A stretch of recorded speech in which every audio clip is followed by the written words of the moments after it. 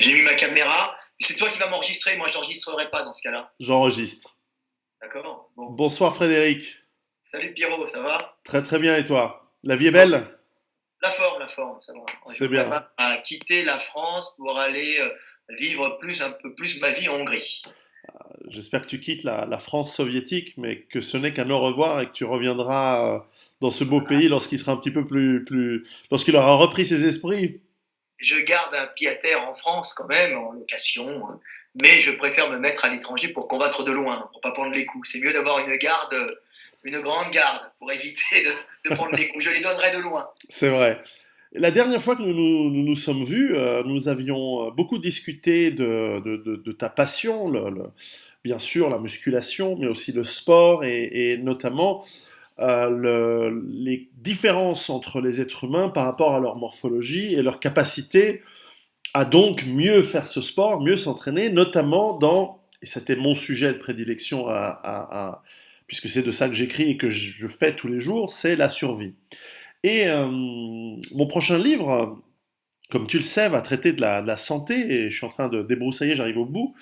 Mais un des éléments sur lesquels je voulais avoir ton avis et ton inspiration, c'est celui justement de ces morphologies. Lorsque au cours de l'évolution, nous sommes arrivés à ce que nous sommes, on nous parle dans certains livres de morphotypes, mésomorphes, exomorphes, etc. Ça. Sheldon. Oui, Sheldon. qu'en penses-tu est-ce que c'est une trop vieille approche ou est-ce que c'est trop généraliste? Bah, pour l'époque, il avait bien débroussaillé. C'est bizarre, j'entends un écho. Tu entends? Un peu, mais Un ça peu. a l'air d'aller. Alors, bah, Sheldon, c'est un mec, pour l'époque, c'était excellent ce qu'il avait fait. Il avait bien débroussaillé le truc, mais c'est pas tout à fait la réalité. C'est beaucoup plus complexe que ça. Hein. Donc, en morphologie, alors moi, je traitais pour le sport. Donc, pour le sport, on a besoin des fois de parler de ecto-méso-endo pour avoir à peu près des gros groupes pour mettre les gens, les classifier pour pouvoir les entraîner. Mais c'est pas ce qui compte le plus en sport. Ce qui compte aussi, c'est le fait d'être longiligne, bréviligne et la taille des leviers, ainsi que la qualité musculaire qui va pas forcément dépendre du type morphologique ecto-méso-endo. Ecto-méso-endo, c'est une vue de l'esprit. On va dire que c'est une prédominance. On va dire, alors c'est plus adapté aux Européens, hein, puisque Sheldon était un Européen. Hein. Après, il en a tiré des caractères psychologiques hein, là-dessus. Mais bon, on va dire qu'il y avait un développement embryonnaire, il y a 3 couches. Hein, on est issu d'un petit œuf, après il y a un embryon. Cet embryon a 3 couches, ectomorphe, c'est ce qui fait, je crois, le système nerveux et le système nerveux, le cerveau, la peau, hein, le feuillet externe de l'embryon, des couches, c'est des petites cellules qui vont se développer. Alors moi je suis pas un embryologiste, hein, c'est pas ma spécialité. Il y a le mésomorphe, le mésoderme, hein, c'est la partie moyenne. Hein. Donc on va dire que c'est le système squelettique et système musculaire principalement. Hein. Et il y a le mésoderme, l'endoderme, hein, ce qu'on appellera le feuillet de petites cellules qui vont se développer, il y aura le système digestif. Alors, il en est arrivé à la conclusion que celui qui avait une prédominance, par exemple, du système digestif, bah, il était gros, il était gras, il avait un métabolisme de base plus lent, il était fait pour stocker, il était moins musculaire. C'est vrai que non, c'est vrai que c'est un peu juste, puisque de toute façon l'énergie pour la croissance euh, d'un petit ne peut pas aller partout. Hein. S'il va plus d'un côté, il va moins de l'autre. C'est le système des vases communicants. C'est du bon sens, c'est de la mécanique de base. Hein. Donc, il était arrivé à faire cette espèce de classification avec ecto-méso-endo. Donc, ectomorphe, il avait appelé ça, c'était les grands maigres, tout secs, un peu cachéxiques. Lui, il disait qu'ils étaient extrêmement nerveux, non pas cachéxiques ou nerveux, tout maigres, peu musculaires. On voit déjà que c'est pour les blancs, parce que pour les Africains, ça n'a rien à voir, parce qu'un Africain qui va être maigre, hein, tu vois directement, qui va être pas gras du tout, donc sans gras, hein, plutôt fin, c'est pas forcément ce qu'on appelle un ectomorphe, c'est surtout parce que l'Africain n'a pas de gras, pas tous bien sûr, mais en général, comme ils sont sur un climat chaud, ils n'ont pas de panicule adipeux, donc ils vont paraître tout de suite secs, donc ils vont tout de suite passer pour des ectomorphes, alors que ça se trouve, c'est pas des ectomorphes, c'est des mecs normaux, un peu mésomorphes, qui ne sont pas ectomorphes. Donc on voit déjà que selon l'endroit où tu vis sur le globe, donc plus près de l'équateur, où c'est chaud, avec un apport de calories qui vient de l'espace sous forme de photons. Hein, donc on va avoir des mecs qui vont pas forcément répondre, hein, à la classification de Sheldon. Pareil pour mésomorphes. Alors bon, mésomorphes, c'est les mecs musclés, balèzes, gros, musclés. Et puis, donc l'autre feuillet. Et puis le mésomorphe, c'est celui qui a une prédominance du gras. Alors lui, bon, il va être gras, il aura des problèmes pour maigrir, il va pas forcément être musclé. Ce qui est faux, parce qu'on peut rencontrer, dans ça, c'est la classification de Sheldon, on peut rencontrer des extrêmement musclés et très gras en même temps, style les powerlifters, les mecs du Nord, les Islandais, tu vois, qui ont quand même des natures grasses et musclées, un peu comme toi d'ailleurs, tu as tendance à être gras et musclé. Hein, on va dire un ecto. Alors lui, il avait fait des espèces de classifications méso-endo, ecto-méso, avec la proportion. Alors, il en avait tiré des types psychologiques particuliers. Alors bon, c'est vrai que les mecs extrêmement musclés avec le fond fuyant, ils peuvent avoir le chromosome X, ça c'est quoi le double X, je me souviens plus là. C'est pour les tueurs, les voyous, on s'est aperçu que les mecs étaient hyper virils. Alors, en général, il y en avait pas mal en prison, ce qui est un peu normal. Tu as un taux de testo élevé, tu es un peu agressif, tu développes facilement du muscle, tu es costaud, tu es génétiquement baraqué, et en cas de problème, tu vas vite passer en mode agressif et taper le mec. Un, parce que tu as beaucoup de testo. Deux, parce que tu as les moyens de le taper aussi. Parce qu'on peut. Voilà, on fait ce qu'on peut. Hein. Exactement. Est-ce que c'est culturel ou est-ce que c'est génétique? Alors, les deux doivent être liés comme tout. Hein, tout est imbriqué sur cette terre. Donc voilà. Donc ça c'était les types de Sheldon qui sont pas mauvais, mais qui correspondent pas forcément à tout parce qu'il les a calculés sur des Européens. Alors que on voit qu'en Afrique c'est encore différent. Au Maghreb c'est encore autre chose. Tout ça, c'est le climat joue énormément sur la morphologie. Donc, quand tu travailles à la gym ou en salle de musculation et que tu coaches ou que tu rencontres des gens qui viennent te voir en disant j'aimerais un conseil, voilà, en fonction de mon type de corps, quels sont les exercices qui sont les plus adaptés pour moi et est-ce que c'est le cas? Est-ce qu'il y a des exercices de musculation finalement, quand on voit les photos de Arnold Schwarzenegger tout jeune, il était tout fin et c'est devenu quand même une sacrée bête, quoi. Il était tout fin, il avait 14 ans. Hein. Voilà. Il était costaud. Arnold, c'était un mec qui était déjà qui avait une sacrée ossature d'Autrichien et qui était un mec baraqué avec déjà des mecs qui, en plus, un Allemand, un Autrichien, donc il avait des gènes germaniques, sûrement en partie. Hein. C'est austro-hongrois, il était plus autrichien, allemand, quoi, que le reste. Hein. Il était costaud, on voit un grand mec, un peu acromégal. On dit que c'est l'hormone de croissance qui l'aurait pris, bon, peut-être, j'en sais rien. En tout cas, c'était un mec qui était déjà costaud à la base, hein, qui s'est développé. Alors, évidemment, après, pour les morphologies, on s'aperçoit qu'il y a des types qui vont facilement développer du muscle, d'autres moins, et tous les exercices ne sont pas adaptés en fonction de la taille de tes segments. Hein. Et ça, c'est ce qui joue le plus, c'est la taille de tes segments. Et ta conformation, ta structure osseuse qui va jouer énormément sur les exercices que tu dois pratiquer. Donc comme on voit souvent les Africains qui sont hyper performants en sprint. Alors effectivement, ils ont des morphologies faites pour le sprint puisqu'ils sont équatoriaux en général, alors surtout les Africains de l'Ouest, subsahariens, parce qu'à l'Est... Et donc les Jamaïcains, et donc les Antillais. Donc les Jamaïcains, les Antillais, tous les Africains, les Américains afrodescendants qui viennent justement de ces importations d'esclaves qui venaient de ces zones Afrique de l'Ouest où les mecs étaient des grands mecs baraqués qu'on prenait pour travailler dans les champs, hein, et puis en plus une sélection. Donc c'est des mecs en général pas longilignes, mais musculaires, hein, grand gabarit parce que ce sont des zones où il n'y a pas de manque calorique sous cet écouteur. Il y a tout le temps à manger, comme je dis tout le temps, on lève la main, on ramasse une banane, on se baisse, on ramasse un igname. Il n'y a pas de sélection sur les petits, hein, pour les pygmées, mais pour d'autres raisons. En général, il n'y a pas de sélection sur les petits. Hein, les sélections sur les petits, ça arrive souvent quand il y a des famines ou des crises caloriques. Hein, donc, famine, manque de nourriture. Les grands qui ont un gros moteur consomment beaucoup, c'est les premiers à partir. Hein, ils meurent, comme on dit en camp de concentration. Les grands, ils restent pas longtemps. J'avais des copains qui avaient fait les deux. J'avais un copain qui avait fait Auschwitz et un autre qui avait fait le grand-père d'un copain. J'avais un ami qui a fait Auschwitz et un le grand-père d'un ami qui avait fait les camps soviétiques. Et tout le monde disait, ben, on voyait les grands gabarits qui partaient les premiers parce que les grands costauds, quand il n'y a pas à manger, un gros moteur, ça consomme et ça meurt. Donc, c'était des gars, en général, à l'ouest, grands, balèzes, costauds, avec des grands segments très longs, ça fait des super sprinters. Hein.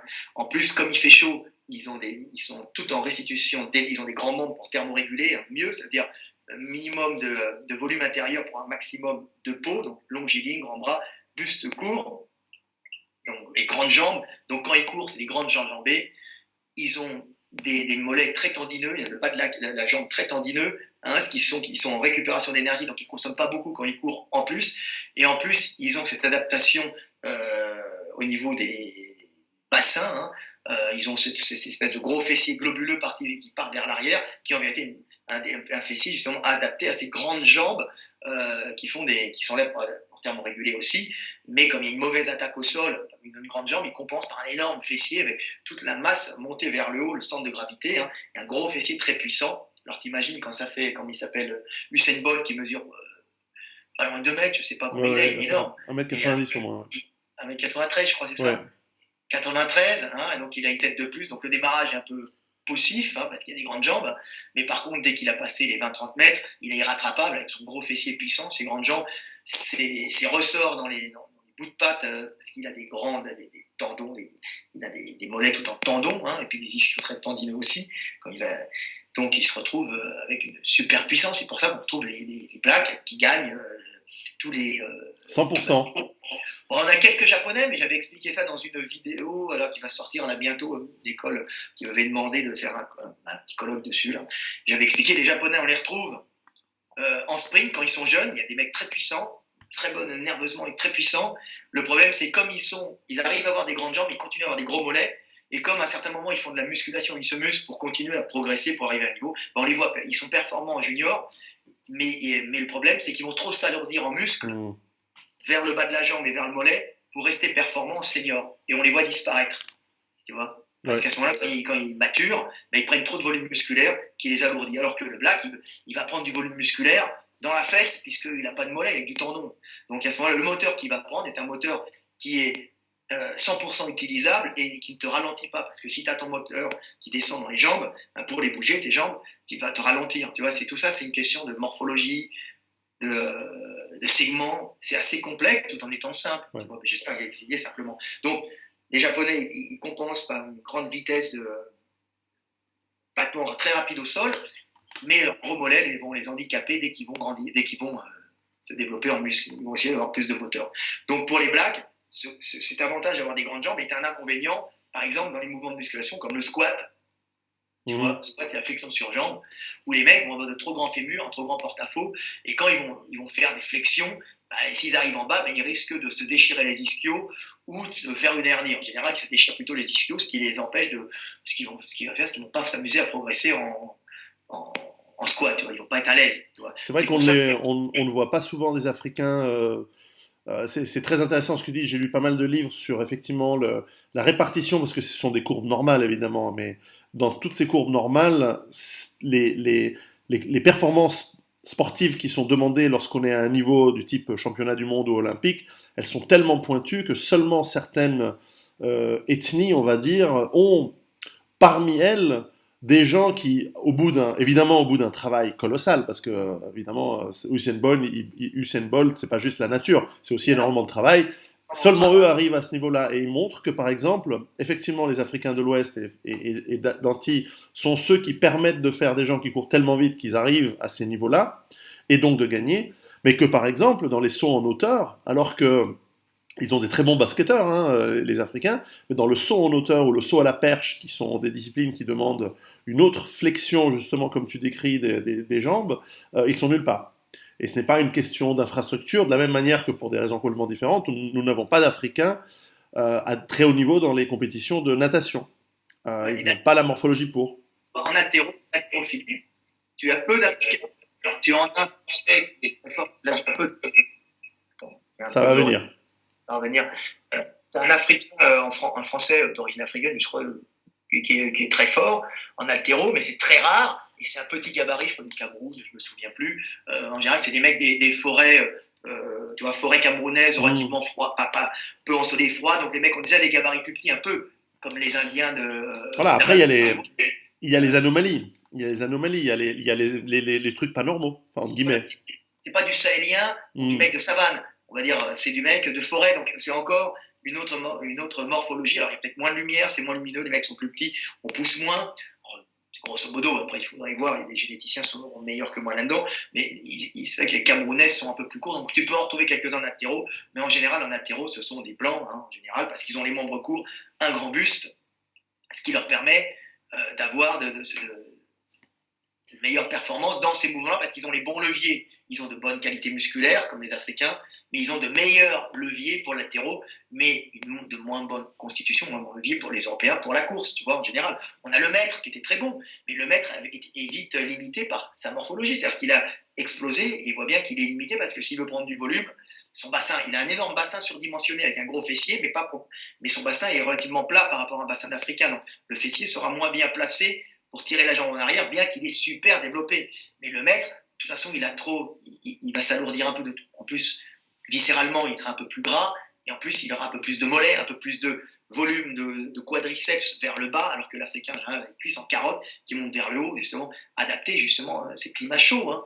Donc le muscle monté vers le haut, alors que les Européens ont souvent les groupes musculaires qui partent vers le bas, hein, les quadriceps, d'ailleurs les muscles de la cuisse qui descendent très bas, des jumeaux très très gros, des pieds plats, et un manque et un déplacement quand ils marchent ou quand ils courent peu économique. Hein, et tout ça, en vérité, ce sont des adaptations au climat très froid qui datent des époques préhistoriques. Hein. Ouais, il y a quelques dizaines de milliers d'années, Oui, et même même avant. milliers d'années, puisqu'on est un peu métissé à Néandertal, qui avait sûrement d'énormes mollets, mais qui étaient relativement courts en jambes et qui avait, qui avait des gros mollets, sûrement en plus. Ouais, il était très costaud. La voûte plantaire arquée qui lui permettait d'avoir un calcanéum court, donc l'arrière de la jambe, et un mollet descendant très bas, un mollet peu économique, c'est-à-dire un mollet pas très puissant, qui est compensé par un gros volume. C'est-à-dire qu'il y a un mauvais levier compensé par un gros volume. Alors on se dit, mais pourquoi compenser par un gros volume de muscles pas économiques alors qu'on pourrait très bien avoir du tendon comme l'Africain? Bah, tout simplement parce que l'Européen était obligé de se balader avec un chauffage dans le bas du corps. Tu vois, Sinon, ces tendons, ils gèlent.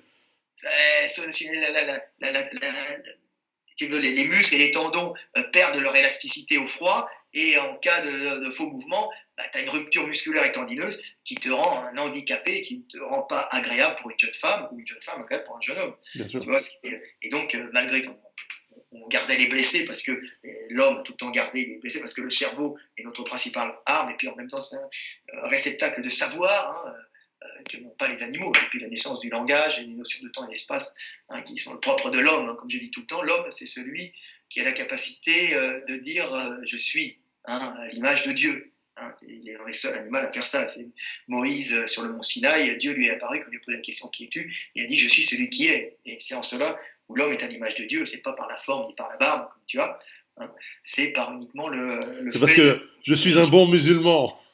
Voilà. Non, être musulman, mais de toute façon, les musulmans aiment bien Moïse aussi. Ils aiment bien la barbe. Jésus. Ce que j'aime bien chez les musulmans, c'est qu'ils aiment bien Moïse, Jésus, Oui, Mahomet, ça c'est vrai. C'est vrai.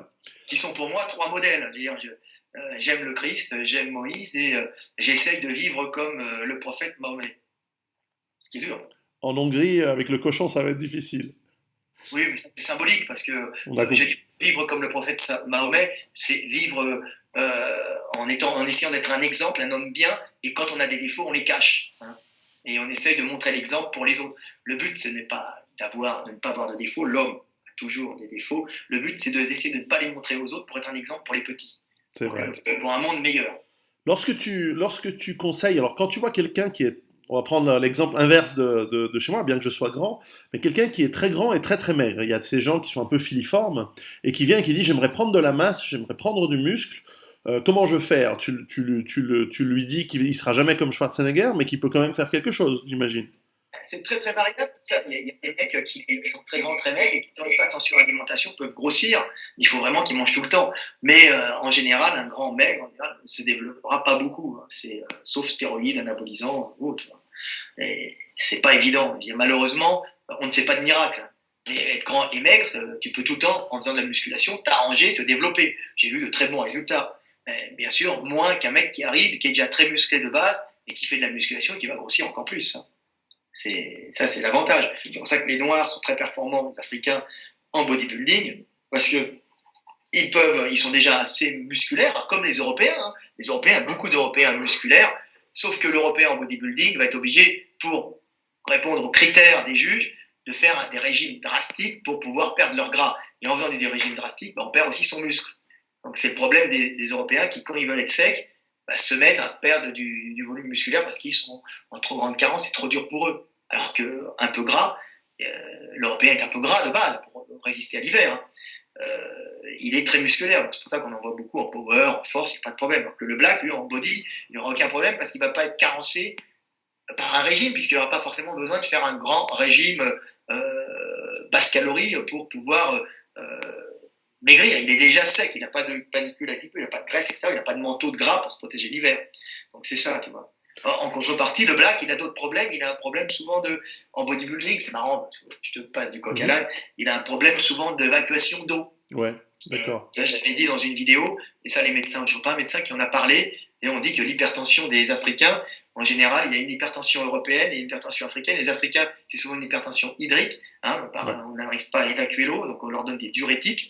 Et les Européens, ils ont une hypertension nerveuse, on leur donne des bêta-bloquants pour les calmer. C'est des angoissés, les Européens. Alors, tout ça, c'est le climat, c'est angoisse européen, c'est angoisse de l'hiver. Ceux qui ont survécu, c'est qui? C'était les mecs qui étaient angoissés par l'hiver, donc l'angoisse qui est une maladie. Et en fin de compte, en Afrique, ça ne sert à rien d'angoisser, il y a tout le temps de la calorie partout. L'avenir est incertain, mais pas l'avenir est incertain parce que la lutte, comme on en avait discuté ensemble, de la nature entre elles, hein, c'est-à-dire demain tu peux être tué par une bactérie, un virus, un parasite quelconque, tu vois. Alors qu'en Europe, c'est un peu plus froid, il y a quand même moins de bactéries. Et c'est l'hiver qui va te tuer. Si tu n'as pas un toit, une maison, un chauffage, tu jettes dans la rue. Donc, tu angoisses, et donc tu es prévoyant, donc tu es hyper bosseur. Hyper bosseur, accumulateur, prévoyant, malade mental, tu accumules, tu es un obsessionnel, tu as peur de l'avenir, tu passes de 15 000 euros par mois à 7 000, tu as envie de te tirer une balle dans la tête. Non, c'est ça, c'est l'Européen. Alors que l'Africain ne fera jamais ça. Et tu es prêt à niquer ton voisin pour lui prendre ses réserves, alors que tu en as déjà plein. Exactement. Alors qu'en Afrique, on a tendance à pas du tout avoir ça. On a tendance à être beaucoup plus relax sur les choses de la vie. Peut-être plus sanguin, n'est-ce pas? Quand il y a la colère, c'est tout de suite, ça part tout de suite, mais ça se calme aussi beaucoup plus facilement. Ça se calme beaucoup plus vite. Et alors l'Africain, justement, lui, comme il n'a pas, alors l'Européen, lui, est angoissé, donc il a une hypertension nerveuse, et alors comme c'était en bodybuilding, parce qu'eux, ils doivent sécher, on voit l'Africain, et on les voit aussi en France, lui, l'Africain, il a une hypertension souvent, pas en Afrique, hein, mais en France, dans les pays tempérés, ou les climats plus froids, l'Africain qui monte se retrouve souvent avec une hypertension hydrique, tout ça parce que, qu'est-ce que c'est que l'Africain? L'Africain, c'est quelqu'un qui est tout noir, en général, un subsaharien, hein, pour éviter les rayonnements nocifs qui pourraient lui endommager la peau. Hein. Ouais. Donc il a une protection de mélanine, hein, il est tout noir. Et en plus, il a des glandes sudoripares. Alors je pense qu'elles sont plus nombreuses que l'Européen. Hein, plus nombreuses. Et c'est pour ça qu'on les voit pas, on les voit pas beaucoup transpirer. Parce qu'en vérité, ils transpirent des micro-gouttes qui permettent d'évacuer l'agitation moléculaire. Tu vois, de l'organisme, c'est pas monter en surchauffe. Donc ils transpirent beaucoup plus sans que ça se voit. C'est pour ça qu'on dit, oh, il marche beaucoup, il transpire pas. Mais non, il transpire, mais tu le vois pas parce qu'il transpire de petites quantités qui s'évacuent tout de suite et qui sont optimum. Si tu transpires une grosse goutte d'eau, comme l'Européen, tu n'en as pas beaucoup qui en disent en gros d'eau, c'est pas efficace. Tu vois, tu n'en as pas beaucoup et en plus, c'est une grosse goutte qui passe, tu vois, ça va excréter plus, c'est pas top. Alors que l'Africain, lui, il transpire beaucoup plus, et ça se voit pas, et il évacue beaucoup plus d'eau par la peau quand il fait chaud pour justement thermoréguler. Du coup, il a les reins qui excrètent moins. Ah oui, parce que ce qu'on excrète d'un côté, on ne l'excrète pas de l'autre. Enfin, donc, il a des reins qui fonctionnent un peu moins, qui excrètent moins d'eau. Et donc, quand il passe au nord, il se retrouve avec ne plus transpirer, à ce moment-là, de faire de la rétention d'eau. Oui, et puis des problèmes. Et c'est pour ça qu'on leur donne des diurétiques pour faire baisser leur hypertension. Et alors, le comble, c'est que ce que tu vois souvent dans les saunas, c'est marrant parce que dans les saunas, tu vois souvent, il y a des blacks qui sont là, ils sont tous au sauna comme si leur faisait plaisir. Puis le besoin du black de faire du sport, oui, le besoin d'évacuer ces taux excessifs. Et même Kay Green, qui est un ami, qui est un bodybuilder que j'aime beaucoup, hein, Kay Green est un gars, quand on le voit, c'est le deuxième, c'est le bodybuilder le plus connu actuellement au monde, et en plus, mais c'est le deuxième. Mais on le voit s'entraîner c'est le plus connu, mais c'est le deuxième, c'est pas le premier, c'est le deuxième. Mais il est tout le temps en train de faire beaucoup de cardio très couvert. Très couvert, pourquoi? Pour évacuer l'eau, pour éviter d'avoir ce panicule un petit peu, puis en concours, lui permet de paraître plus sec. C'est pas du gras qu'il aura, c'est surtout de l'eau. Donc lui, il fait beaucoup de cardio, des ceintures de sudation, et on voit beaucoup de blagues aussi dans les saunas, parce qu'il trouve un plaisir à être dans le sauna. Pourquoi? Parce que ça évacue l'eau, que leur rein évacue sûrement un peu moins que l'européen. Et alors, on arrive à l'excès total, tu vois, c'est j'en discutais avec un copain qui sortait une africaine, je crois qu'il est sorti avec les Antillaises avant. Les Antillais ont beaucoup de problèmes d'hypertension. Alors déjà, ils sont africains avec ces problèmes d'hypertension, les Antillais, mais en plus, alors les afrodescendants ont eu une sélection dans les bateaux sur ceux qui se déshydrataient le moins. Ouais. Donc on se retrouve avec 2 fois plus de risque d'hypertension hydrique. Parce que, c'est les Africains, qui évacuent moins la flotte, plus par la peau, moins par les reins. 2, ceux qui ont survécu, c'est ceux dans les bateaux avec les dysenteries, les trucs, les machins, ne faisaient pas ne se vidaient pas de leur eau et ils restaient en vie. Tu vois, ceux qui ne se déshydrataient pas avec la chiasse ou avec les, tu vois, en transpirant trop. Ce qu'on voit dans les dernières plusieurs centaines de milliers d'années où les êtres humains se sont propagés à travers la planète petit à petit, et pendant cette propagation ont continué une sorte de hybridation constante où ils se sont constamment métissés. Beaucoup de scientifiques pensent que la grande différenciation entre les groupes ethniques, que certains appellent les races, etc., ça dépend du terme qu'on veut utiliser, mais elle s'est faite à peu près il y a 60 000 ans lorsqu'il y a eu cette immense explosion du volcan Toba qui a recouvert la planète de nuages pendant plusieurs années et qui a causé la mort de pas mal d'espèces et qui a réduit, ils appellent ça un bottleneck en anglais, qui a réduit significativement le nombre d'êtres humains et donc qui les a un peu séparés, qui a ralenti pendant quelques milliers d'années ou dizaines de milliers d'années cette hybridation. Et ce qui a vachement marqué, qui a beaucoup marqué justement ces différences. D'ailleurs, aujourd'hui, évidemment, et l'exemple des esclaves amenés dans les Antilles, alors c'est moins le cas pour les esclaves qui ont été amenés par les commerçants arabes en Arabie, puisqu'ils étaient castrés, donc il y a moins de descendants. Mais on voit que tout d'un coup, l'être humain, il prend aussi en main, d'une manière plus ou moins accidentelle ou sans le savoir, en fait, il accélère par une sorte de déplacement des populations et de métissage, forcément. Notamment en ce moment, on le voit parce qu'il y a beaucoup de mélanges et de métissage à travers le monde, qui était impossible ou impensable dans le passé. On est en train de créer des laboratoires, parce que finalement, on est en train de mettre des Africains, alors on va prendre des exemples négatifs, on va prendre des Africains qui se retrouvent dans le nord de l'Europe et qui ont des graves problèmes de maladie à cause de l'incapacité, à cause de la lumière, de générer de la vitamine D3. Les Américains souvent la D3 en plus dans le lait pour les afro-descendants. Ouais. Donc on dans les supermarchés, il y a lait avec la D3 pour pouvoir... Et de la même manière, les Blancs qui habitent souvent en Afrique, ils finissent avec des gros cancers de la peau s'ils sont à l'extérieur, parce qu'ils prennent trop de soleil. Ou les Australiens qui ont le taux de cancer de la peau plus élevé parce que ce sont des Anglais qui sont allés dans un climat qui est désertique et maintenant ils font du surf et puis ils ont un cancer de la peau. Mais en général, ils font leur cancer de la peau après avoir transmis leur gène. Ça, c'est vrai. Donc il y a toutes sortes de laboratoires. Donc, est-ce que tu vois dans ce métissage qui, d'un point de vue en tout cas génétique et d'évolution, c'est forcément une bonne chose, puisqu'on va sélectionner et on va tester. La nature, elle adore cette sélection et ce test de différentes. Et le jour où il y a besoin de sélectionner les meilleurs, il y a plus de choix. Donc c'est plutôt bon, en fait, d'un point de vue génétique. Moi, je dis tout le temps, les races c'est super. Moi, je vais dire, les racistes, top. Bravo les racistes, c'est cool. Ça fait des réceptacles, ça fait des isolations génétiques qui permettent en fin de compte d'isoler certains gènes qui sont adaptés à un certain milieu. Mais je dis, alors vive les racistes, et je dis, mais vive le métissage, parce que c'est top, ça permet de faire passer de ces îlots, on va dire, d'isolation génétique, ça permet de faire passer du matériel génétique qui, en cas de crise du milieu dans l'autre domaine, permettra d'avoir la clé de sortie pour l'espèce. Exactement.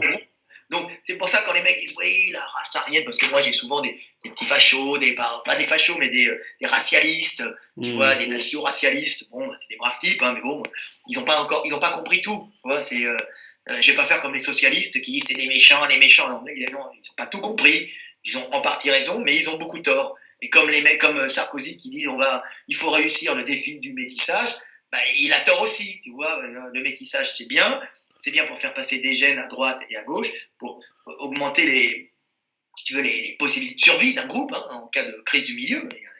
On vit des crises du milieu en permanence, hein, mais il n'y en a pas un qui est bien et l'autre qui est pas bien. Les deux sont utiles, tu vois.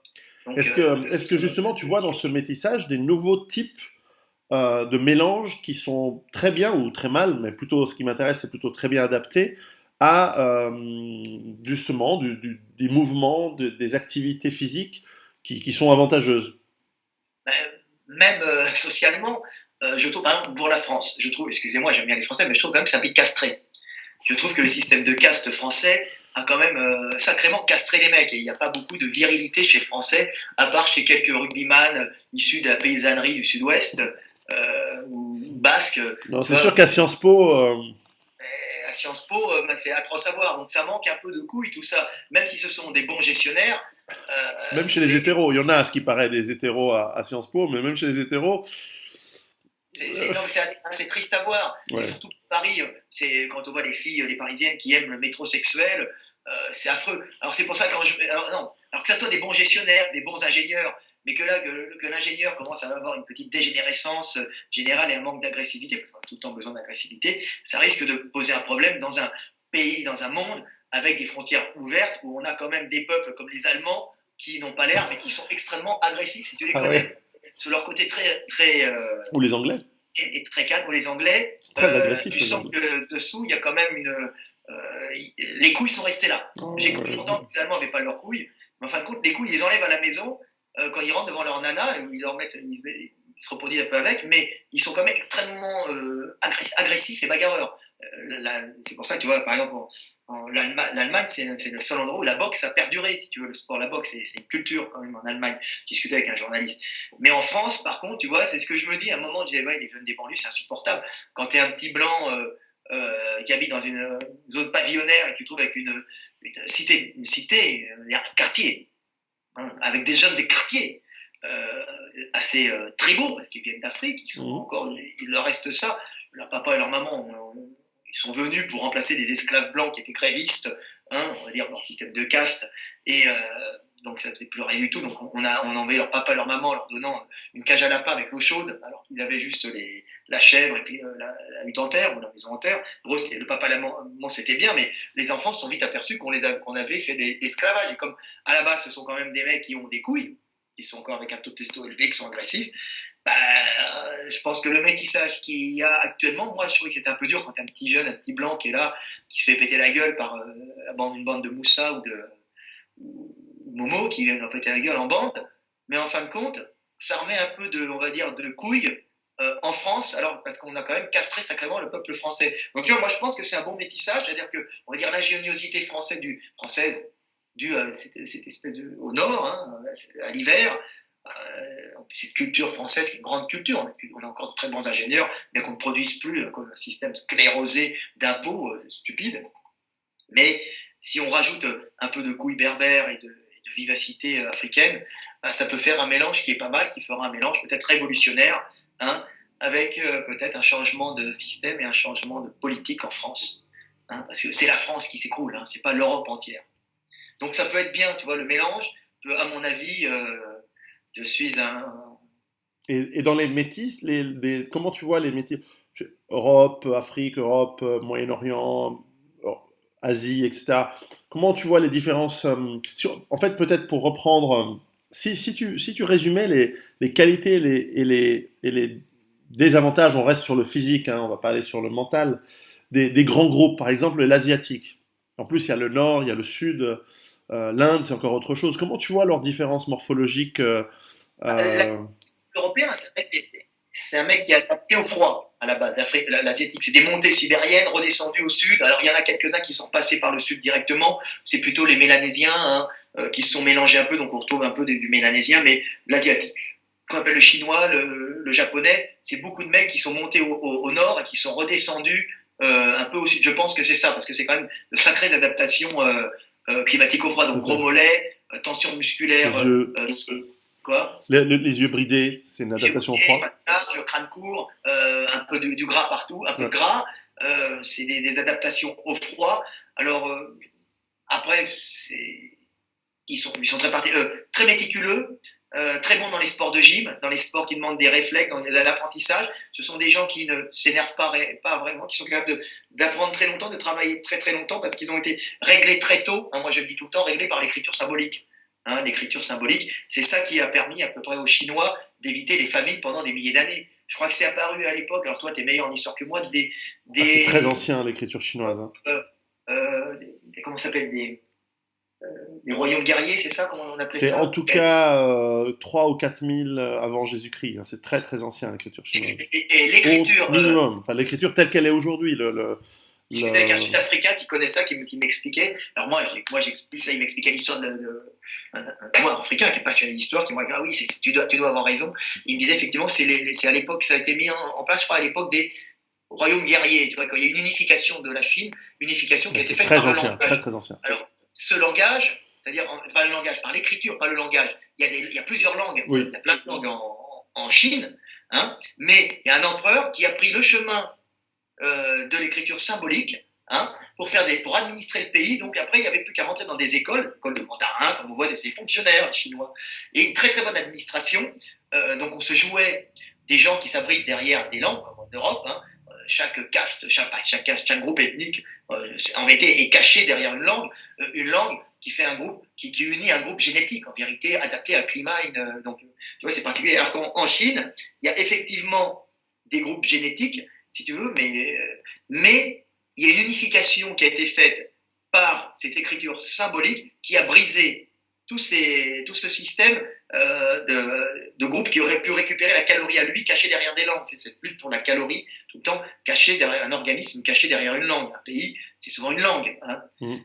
Donc l'écriture symbolique a unifié tout ça et a permis les transactions grâce aux fonctionnaires. Alors c'est pas bon pour parler d'amour, mais c'est très bon pour parler d'économie. Donc je te fais une tranchée avec de l'eau qui va du nord au sud. Toi, moi, j'exporte de l'est, du sud du riz. Toi, tu m'exportes, je sais pas, des patates ou des trucs du nord, tu vois, ou des pommes de machin, du verre à soie de tel endroit. Et tout ça, on fait une route de tel endroit à tel endroit. Et ce qui fait que les Chinois ont très tôt, très tôt, été correctement alimentés. En étant correctement alimentés, grâce à cette écriture symbolique qui a tout unifié, et donc ils ont été correctement alimentés, donc ils sont très vite montés en grand nombre, en population, tu vois. Donc ils ont eu peu de famine, hein. Ils ont vécu les uns sur les autres parce qu'il n'y a pas de problème, on peut vivre beaucoup parce qu'il y a une très bonne organisation à cause de cette langue, donc pas forcé d'avoir un taux de testo élevé, donc pas des mecs agressifs, pas beaucoup de poils, on se tape pas sur la gueule. On peut vivre à 10 dans une maison. On n'est pas conflictuel. Hier, j'étais dans un resto chinois. Tout le monde bossait ensemble. Il n'y avait pas de conflit. Tu vois, c'est dans le 13e à Paris, un quartier chinois. Il n'y avait pas de conflit du tout. Alors que quand tu vois en France, dans un resto, mais qu'est-ce que tu fais? Tu vois, on voit du con, rapporte-moi le verre. Tu vois, on sent qu'il y a de la tension. Alors que les Chinois, on sent que c'est un pays sans tension. Et je pense que c'est dû à cette écriture symbolique qui a tout unifié et qui a fait des gens très calmes, capables d'apprendre beaucoup de choses. Hein, capable de faire des travaux méticuleux, capable de réussir dans des sports comme la gymnastique, capable de réussir dans des sports méticuleux où il faut apprendre des chorégraphies très dures. On voit les chorégraphies communistes, on voit les nanas qui dansaient avec des milliers tous ensemble au même moment. Hein. Donc très très particulier, donc on les voit gagner là-dedans. Et ça, c'est grâce au taux de testo bas et la sélection des individus les moins agressifs qui vivaient ensemble parce qu'il y avait cet apport de calories constant. Tout en étant très porté sur les sports de combat, les arts martiaux, et finalement ayant des armées même extrêmement puissantes. Et puis comme disait, je ne sais pas comment il s'appelle, celui qui disait, le but d'avoir une armée très puissante en Chine, c'est surtout de ne pas faire la guerre. Sun Tzu, oui. Sun Tzu. Donc, tu vois, ça c'est de la mentalité Sun Tzu, ouais. C'est typiquement chinois. Ça veut dire qu'on va négocier, on va organiser, on régule les naissances. On est trop nombreux, on fait plus des garçons. Tu vois, des organisateurs. Mais c'est cette écriture, c'est ce chemin de l'écriture qui a transformé la morphologie du chinois. Le chinois est devenu moins de testo, ils ont des petits bites, hein, on va dire, mais ils se reproduisent très bien. Alors quand ils prennent des stéroïdes, ils montrent avec leurs jambes courtes, ils ont quand même de l'influx nerveux, bien sûr, ils travaillent au champ, ça fait de très bons haltéros, tu vois, il suffit un peu de testo, et puis il a des champions. Tu vois, qui compensent le fait d'avoir pas énormément de testo naturellement. Mais tu as quand même des mecs costauds, puis tu as quand même des Mongols qui étaient des guerriers très longtemps. Ah ouais. qui sont venus avec l'Empire mongol, tout ça. Donc, tu as quand même de l'apport de couilles, on va dire. Ouais, on sent d'ailleurs en Russie l'hybridation Europe, surtout Europe du Nord, avec la partie Chine. On On sent sent le quelque mongol chez chose. le russe, Oui, dans la cruauté et aussi dans le calcul. Puis même, puis on sent le mongol un peu chez le hongrois. On le sent encore un ah petit ouais, peu. c'est vrai, ils sont arrivés jusque-là. Ah, c'est tout ça. Comment tu vois l'Inde? L'Inde et puis ensuite le Moyen-Orient. Si... Alors, alors, j'ai pas beaucoup de recul sur l'Inde. Je connais pas bien les Indiens. Ils sont un peu rachauds en général. Tu as des mecs musclés. Oui. Euh, ils ont bien régulé leur système économique, quand même, avec ce système de caste. Ils sont très Euh, bons en mathématiques à cause de leur langue, à ce qui paraît. Ouais, alors ils sont sûrement très mathématiques. Alors les mecs, oui, c'est les Ariens, la culture arienne, tu sais, t'as tous les fachos néo-nazis qui me Ça, je sais racontent maintenant pas. qu'ils sont en train d'arriver tout le temps. Et non, parce que moi, je les ai sur mon forum, moi j'ai tout. J'ai D'accord. les Ouais, Africains qui m'envoient des données, j'ai les néo-nazis qui m'envoient des trucs, les Ariens. moi, je les aime tous. Moi aussi, Moi, je je les vous aime aime. tous. Je vous aime tous. Tous, les néo-nazis, les noirs, les juifs, tout le monde. Bon, ouais, c'est ça qui fait l'humanité. Maintenant, il faut éviter de se taper sur la gueule. Donc, Ce serait bien. les Indiens, il y a ce système de caste qui a très très tôt régulé bah, en évitant les guerres quand même, en disant, en leur faisant croire à une réincarnation meilleure, c'est-à-dire que tu n'étais pas angoissé dans ta vie, tu acceptais, ça a été très très bien mis au point par les castes dominantes, sûrement Mhm. aryennes justement, qui ont compris que pour dominer un peuple, il fallait leur faire un lavage de cerveau. Alors du coup, ça fait un pays un peu de crève-la-faim quand même parfois, Ah ouais, ouais. résigné, mais pas malheureux, tu vois. Mhm, c'est vrai. Parce qu'ils savent qu'ils vont avoir, non, ils pensent qu'ils vont avoir une réincarnation meilleure. C'est-à-dire qu'ils vont passer de l'état de mendiant à l'état peut-être supérieur. Donc, moi, je vois ça en tant qu'occidental, je ne connais pas bien la religion. Ce que j'ai vu, c'est que la religion hindoue et le système de caste sont deux choses qui sont différentes. La religion hindoue, qu'il y a dans le Mahabharata et la Bhagavad Gita, quand tu lis ça, c'est au niveau compréhension des énergies qui régissent le monde, c'est ce qu'il y a de plus profond. Je veux dire, tout le Mhm. monde, Ah tous ouais. les gens qui regardent mes vidéos, allez voir les traductions, si vous êtes francophone, les traductions canadiennes que vous avez en YouTube, de la Bhagavad Gita, du Mahabharata, et vous comprendrez que ces mecs, sans connaître la physique et sans Ah ouais, connaître ouais. les lois physiques, avaient déjà tout compris aux règles du monde et aux De ce énergies côté-là, maîtrisées.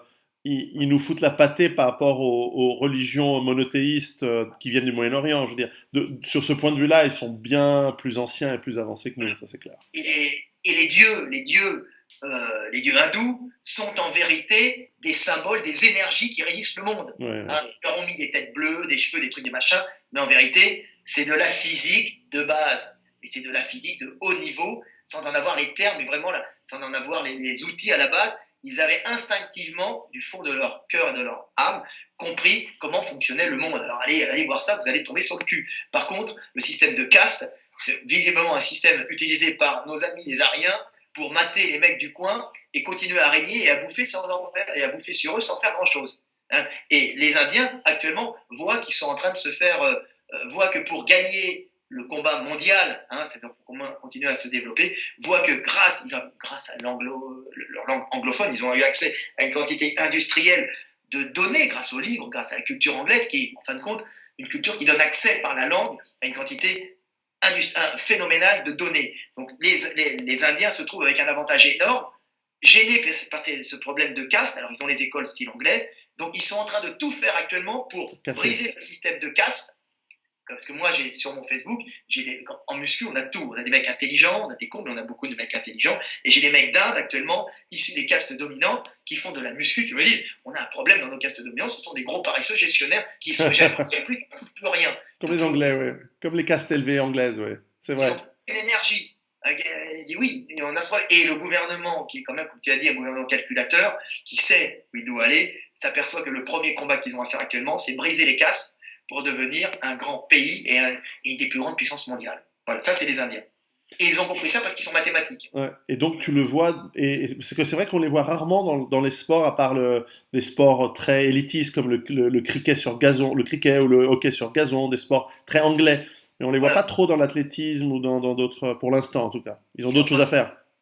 non plus la génétique pour ça, souvent, vu que c'est beaucoup de végétariens, peut-être pas, il y a poulet tandoori, donc il n'y a pas que des végétariens. Mhm. Mais bon, beaucoup de mecs, ils sont pas basés ça sur ils peuvent se contenter de peu. Ils ont une sélection des mecs qui mangent pas beaucoup, si tu veux aussi. Ah, Donc, ils n'ont c'est pas vrai. forcément une bonne génétique de musclore, quoi. Ouais. Par contre, ça se trouve, ils auraient des mecs qui seraient bons en course de fond, peut-être, tu vois. Je sais pas.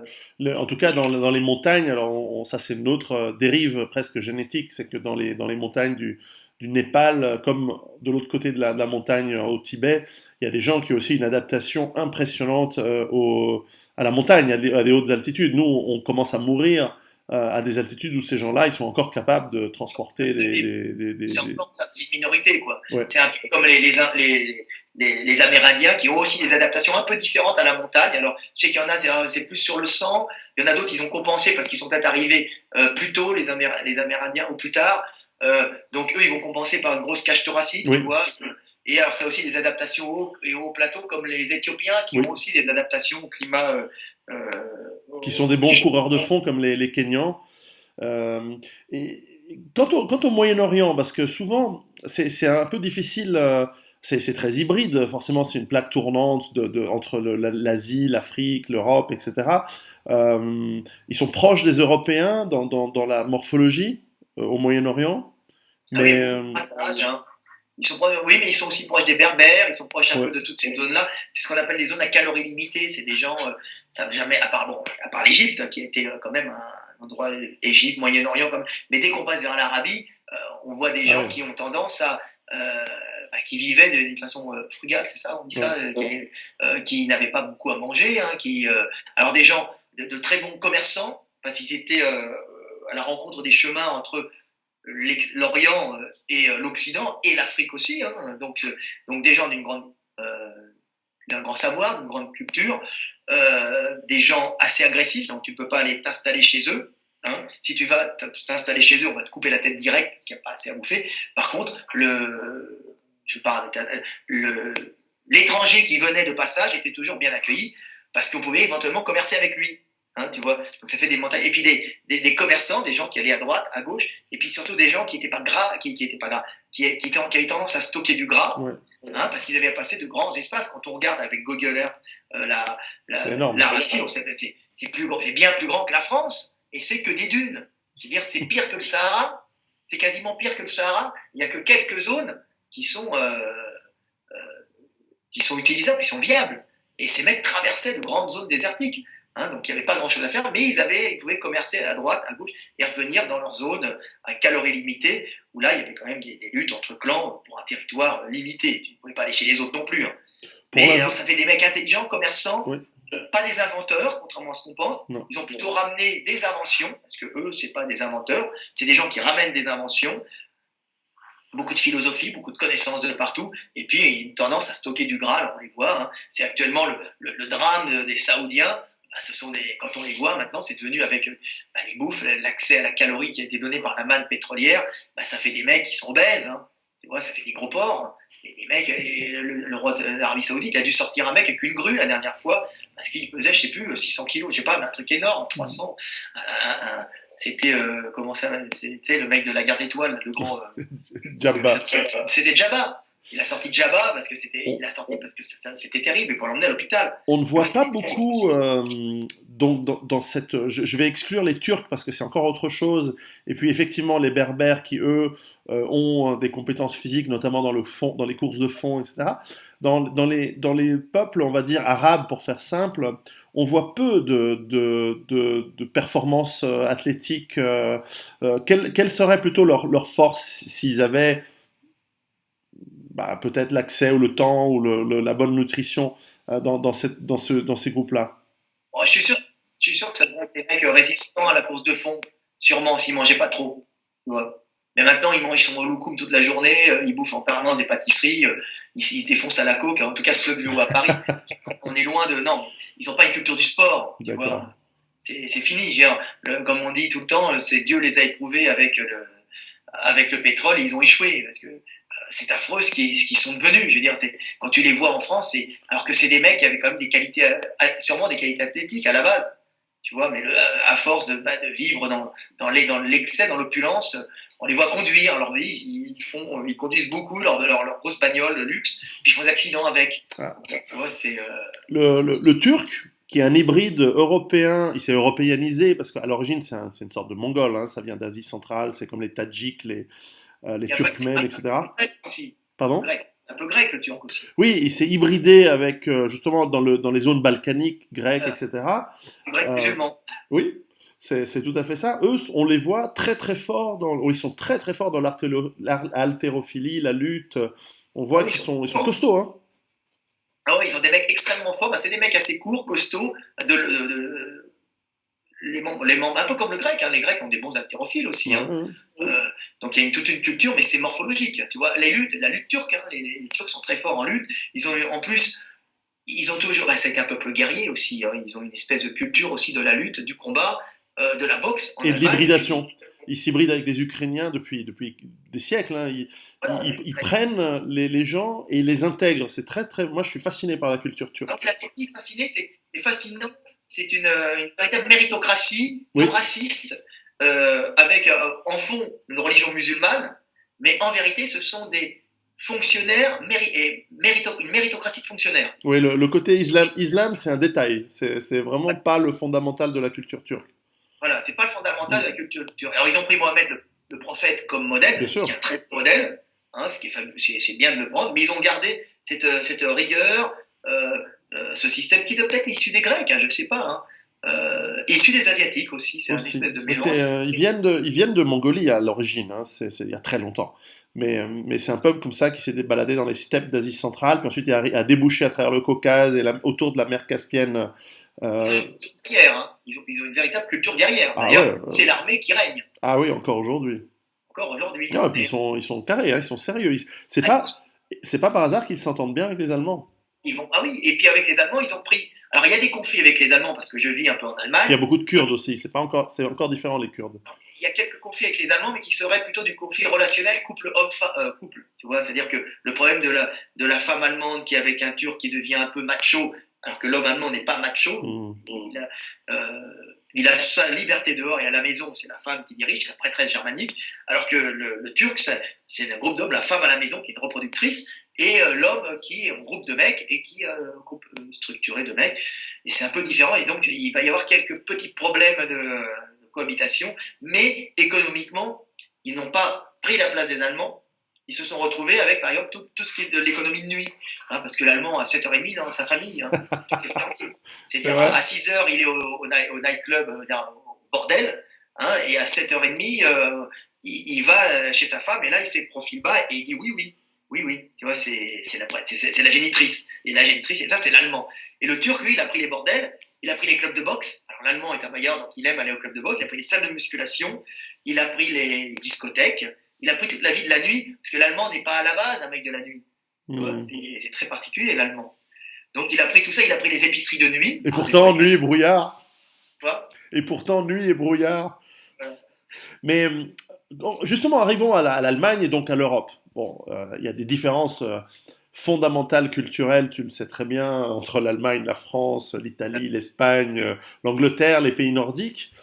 Euh, Première question, qu'est-ce qui fait à ton avis que dans les pays nordiques, ils sont autant... c'est pas une question morphologique, c'est culturel, et après on revient sur les morphologies et les physiques européens. Pourquoi ils sont tellement soumis dans le nord de l'Europe? Soumis, c'est-à-dire. Les Vikings, dans le temps, c'était des mecs justement plein de testostérone, et aujourd'hui, on les voit, c'est des sociodémocrates pires que les Français. Ils ont accueilli, ils sont soumis à l'immigration à un point où ils se suicident culturellement. D'où ça vient ça? Je pense que c'est faux. Je pense qu'ils donnent l'impression d'être soumis. Mhm. Je ne pense pas qu'ils le sont réellement. Tu vois, ils sont très orientés, ils disent pas ce qu'ils pensent. Ils disent pas en public. Ils ne parlent pas beaucoup. Si tu as remarqué, je les connais pas bien, mais les Nordiques. Hein. Mhm. Mais remarque bien qu'ils administrent parfaitement leur pays.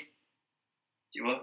Et à mon avis, quand ils auront une immigration trop importante et de la délinquance trop importante, ben à ce moment-là, ça se réglera d'une façon à l'allemande, un peu, avec les mecs qui iront en prison. Bon, ben, monsieur, vous avez fait ça en prison, une prison toute blanche. Ils vont à un psychologue à 7h30 du soir, et après ils vont se coucher. Puis les étrangers ne viendront plus parce que ça sera trop austère. D'un autre côté, ils ont une vie assez austère, les Nordiques. Mhm. Ils se suicident déjà à cause de l'hiver. Tu vois. Donc je pense pas qu'ils vont avoir une émigration. Ils ont des problèmes des fois avec une émigration, mais je pense que c'est pas que ça se régule automatiquement. C'est comme en Allemagne, ils ont l'air soumis à une immigration, mais pas du tout. De toute façon, personne ne veut réellement rester en Allemagne, sauf si on est travailleur. L'allemand est extrêmement, on dit c'est pas vrai, si, l'allemand est extrêmement raciste. C'est la germanitude qui compte, c'est la race, hein. C'est la qualité allemande. Qualité allemande, c'est-à-dire la germanitude. Ce n'est pas l'État ni le sol, puisqu'il n'y a pas d'État et de sol à la base en Allemagne, puisque c'était des Länder, c'était des pays, c'était des trucs fractionnés en des milliers de petits États qui n'étaient unis que par la germanitude, c'est-à-dire le fait de parler allemand et d'avoir des gènes, en fin de compte, et d'être de culture allemande, des gènes allemands, blonds, yeux bleus, tout ça. Dans le sud, ils sont un peu différents, tout ça. Mais l'allemand, c'est ça, c'est le sang. C'est le sang. Donc un étranger peut venir, il peut travailler. Le travail, ça a une grande valeur chez l'allemand, c'est la valeur principale, fondamentale de l'allemand, pas de l'anglais ni de l'américain. En général, c'est plutôt l'argent chez l'américain. Hein, l'allemand, c'est le travail. Donc, moi, je connais beaucoup d'étrangers qui vont en Allemagne, Algériens, Sénégalais, qui y sont allés, qui m'ont dit on a tout été très bien intégrés. À partir du moment où tu travailles, il n'y a aucun problème. À partir du moment où tu fais une faute, ils ne vont pas oublier de te dire que tu es étranger. Et là, tu seras puni sévèrement. Je me souviens d'avoir vu des relations proches qui avaient eu des problèmes avec des Croates dans leur village. Donc, les Croates, des Croates ou des Slovaques. Des jeunes Slovaques qui étaient venus travailler en Allemagne et il y a eu une altercation de village entre la bande slovaque et la bande d'Allemands du Nord, qui étaient des ingénieurs, il y avait tout. Et j'ai vu ces Allemands du Nord se mettre à taper sur les Slovaques comme des racailles de banlieue. C'est-à-dire qu'on voit le barbare, le Germain derrière sa culture. C'est ce qui choquait un peu les gens, c'est comment des gens aussi cultivés ont pu faire des choses aussi horribles. Tout simplement parce que ce sont des Allemands. Derrière ce vernis culturel se cache toujours la forêt. La forêt, voilà, le mec brutal de forêt. C'est-à-dire que, et pas de compassion chez l'Allemand, ni pour ses enfants. La seule compassion qu'il aura besoin, c'est pour son vieux. Ces vieux qui auront prouvé par leur travail, par le travail qu'ils ont été utiles au groupe. L'enfant, c'est de la chair à canon pour eux. C'est un être à venir. On l'aime. On lui fait on lui donne des Kinder surprises, on lui donne des jeux éducatifs, mais tous ces jeux éducatifs n'ont que pour fonction de former un individu qui sera utile au groupe. D'ailleurs, quand on a un conflit avec une Allemande, on n'est pas français à un conflit avec une Allemande, on s'aperçoit très vite qu'on n'est rien et que l'enfant appartient à l'Allemagne et à son lieu de socialisation. C'est encore la race germanique qui tient ça. Et que si tu es un étranger, tu n'es rien. Contrairement au sud de l'Europe, où c'est la famille. Au sud de l'Europe, c'est la famille, tu vois. Et c'est très très important. D'ailleurs, l'Italie n'a jamais eu d'État, c'était des familles qui donnaient des villes. Et d'une ville à l'autre, ils se détestent, tu vois.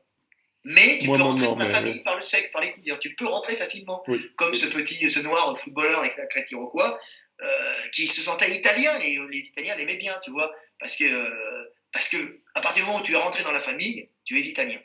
Mais c'est pas facile. C'est pas facile d'entrer dans la famille.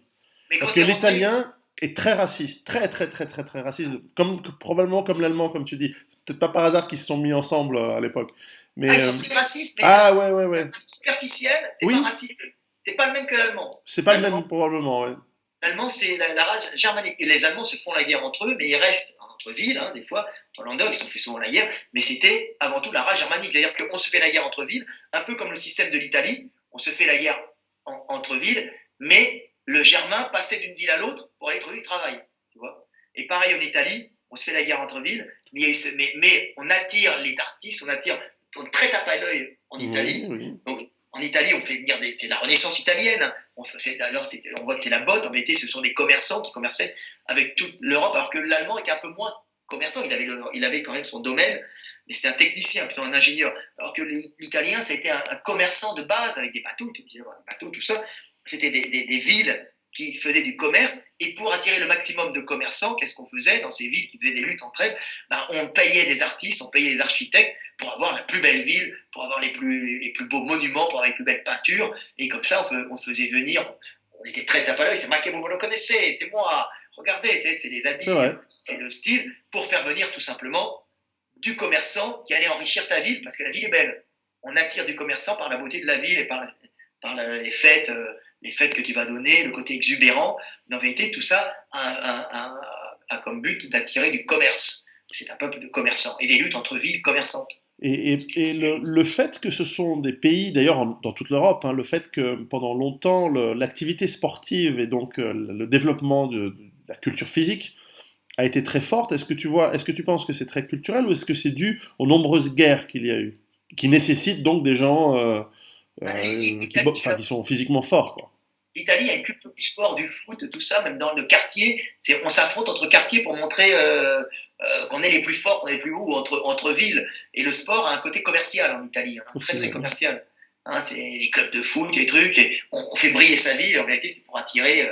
C'est comme les artistes, on a le club de foot qui attire du commerçant. C'est un peu la même chose. En Allemagne, je trouve que c'est un peu différent, hein. Il y a un culte de l'homme fort, du bâtisseur. On a un culte du travailleur manuel. Tu vois, sur le bord de la route, je me souviens des homosexuels qui me disaient oh, je suis allé en Allemagne sur le bord de la route, il n'y avait que des grands blancs très musclés qui travaillaient, c'était impressionnant, tu vois. C'est oui, ben en France, tu vas sur le bord de la route, tu as Moussa et Momo, tu vois. Parce que le français est devenu paresseux, ben parce que de toute façon, il ne réussira pas socialement en travaillant, puisque c'est un pays de caste. Mhm. Donc, il travaille pas, il préfère avoir une aide sociale. Alors, à force d'avoir une aide sociale, ben, les mecs ont trouvé ou des grèves ou d'être grévistes, ben, ils ont trouvé le moyen d'attirer de l'étranger qui était au début courageux, et puis après, les travailleurs et couillus, qui après, il s'est dit attends, ils m'enculent, je vais faire comme les Français, j'ai monté des associations, je vais demander des aides sociales. Dire, de toute façon, j'ai pas d'avenir. C'est pas une méritocratie, la France, c'est un pays de caste, on en meurt. Pas toi, le Suisse, mais moi, le Français, mon pays, Non, on mais meurt. c'est clair. Alors que l'Allemagne, Nous, c'est un système germanique, la Suisse, c'est l'Allemagne.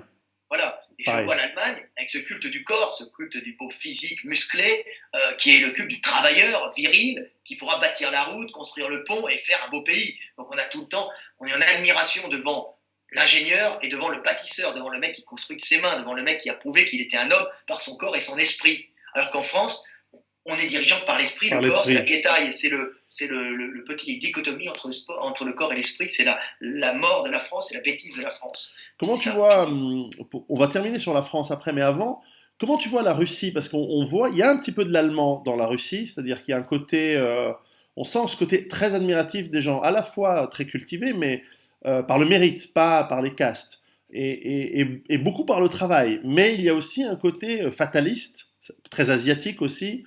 Voilà, c'est un mélange de pas mal et en même temps, physiquement, c'est étonnant, les Russes. Alors, il y a une sélection naturelle très violente au XXe C'est siècle. très, très et une résistance à l'alcool fabuleuse. Ouais. Hein. Et alors, c'était un champion de boxe que je connaissais, un black, qui m'avait dit, alors, tiens, c'est marrant, on va revenir au sport. Il a dit sur les Russes, il m'avait dit, écoute, je comprends pas les Russes, impossible de les détruire au niveau du visage. Et cette grosse masse, hein, ce coup court, tu vois, qui évite les chaos, parce que l'adaptation au froid, t'as pas un grand coup, tu vois, alors que t'as un coup très court, alors que l'Européen, plus l'Européen de l'Ouest, il va plus partir au chaos parce qu'il a le coup un peu moins dans les épaules, tu vois, alors que le Russe, tu peux lui taper sur la gueule, ça va. Il m'a dit, mais j'étais étonné, j'ai tapé au foie, le mec, il est tombé direct.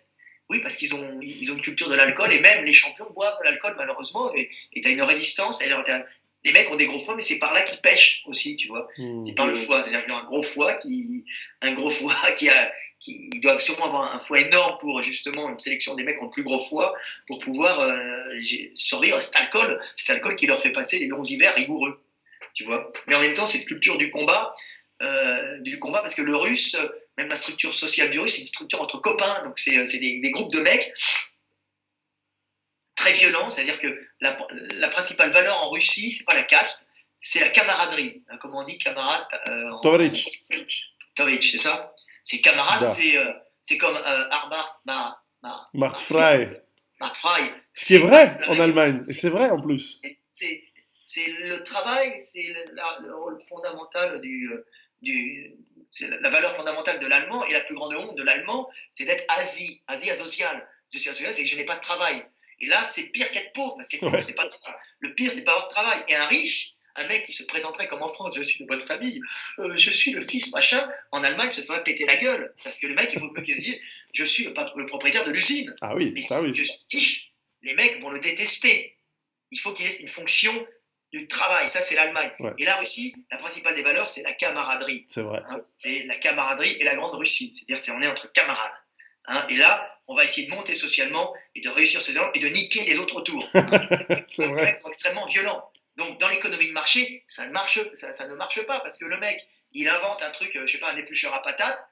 Le lendemain, il est égorgé et le groupe de mecs a pris son éplucheur à patates pour le passer à d'autres mecs. Tu vois. Et ils sont très, très, très, très, très, très durs ensemble, en groupe. Donc, économie de marché quasiment incapable de gérer parce que c'est des groupes de mecs.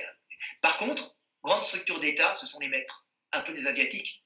Hein. C'est une gestion centralisée avec Moscou. Alors, l'Asie, c'est un peu trop loin. Maintenant, il la donne à gérer. C'est près de le fleuve Amour, tout ça. Ils commencent à refiler ça aux Chinois pour faire de l'agriculture. Et en échange, ils prennent un pourcentage. Parce que c'est trop loin à gérer. Mais maintenant, quand même, une administration générale russe qui est fabuleuse avec avec l'armée, la santé et l'éducation, qui reste, quoi qu'on dise, quelque chose de fabuleux en Russie et de haut niveau. Et c'est pas pour rien qu'il n'y a aucun étranger. Le russe est très secret, il connaît ses faiblesses, c'est un calculateur, mais moins que l'allemand, mais c'est quelqu'un de très secret aussi, qui aime bien se faire passer pour un con, qui est très secret, beaucoup plus que l'allemand. Il n'est pas dans le calcul pour t'attaquer, il est dans le secret, le russe. Et alors, son armée, la Russie, il n'y a aucun, hein, tu vois de la production, il n'y a aucun étranger, ça appartient à l'État. Ouais. Hein, Et ils sont invincibles. ils sont invincibles et ils ont, je peux vous dire, alors si vous avez des services secrets américains qui me regardent, je peux vous dire qu'ils ont des services, ils ont des avions, des missiles, ils ont tout ce que vous voulez, aussi performants que les Américains, voire plus. Ah ouais, voire Ils ne le plus. montrent pas et t'as que des Russes qui travaillent dedans. T'as aucun autre mec. Tu vois, ça, c'est domaine chasse privée russe. Et on vendra le bas de gamme aux Africains, aux pays sous-développés qui ont besoin de faire qui ont besoin